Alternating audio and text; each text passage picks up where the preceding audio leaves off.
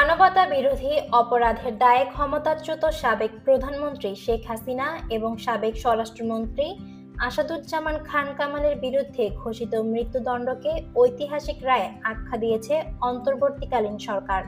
সরকার সোমবার 17 নভেম্বর এক বিবৃতিতে দেশবাসীকে শান্ত, সংযত ও দায়িত্বশীল থাকার আহ্বান জানিয়েছে। বিবৃতিতে বলা হয়েছে, রায় পরবর্তী সময়ে কোনো ধরনের উচ্ছৃঙ্খলতা, সহিংসতা বা আইন বিরোধী কর্মকাণ্ড থেকে সবাইকে বিরত থাকতে হবে।